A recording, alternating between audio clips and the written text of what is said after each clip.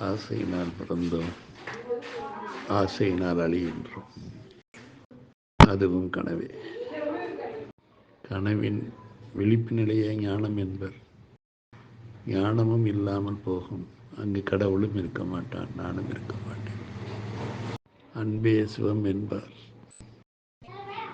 ஆனால் அன்பின் முடிவு நிலையும் கனவே. கனவின் முடிவு நிலை ஞானம், ஞானத்தின் முடிவு நிலை கொடுங்கள், கொடுத்து கொண்டே இருங்கள். வாங்குங்கள், திருப்பி கொடுத்து கொண்டே இருங்கள். அதுவும் கனவே. அதுவும் முடிவான விழிப்பில்லாத உறக்கமாய் இருக்கக்கூடிய கனவு. அன்பும் வெறுப்பும் கனவாய் உள்ளது. விருப்பும் வெறுப்பும் கனவாய் உள்ளது. கொடுப்பதும் வாங்குவதும் கனவாய் உள்ளது. வாழ்வதும் தேய்வதும் கனவாய் உள்ளது. கணவனும் மனைவியும் கனவாய் உள்ளது. பெற்றோரும் பிள்ளைகளும் கனவாய் உள்ளது. ராஜாக்களும் மந்திரிகளும் கனவாய் உள்ளது.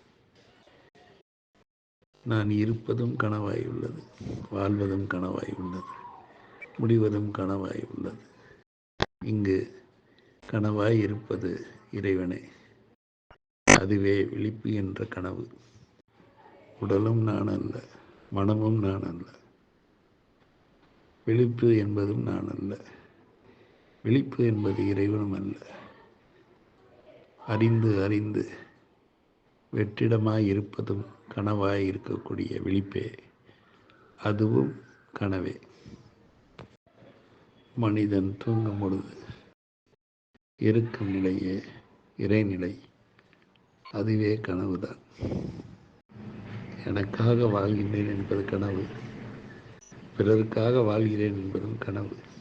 ஏனென்றால் எப்பொழுதும் கனவு கனவாக இருக்கின்றது.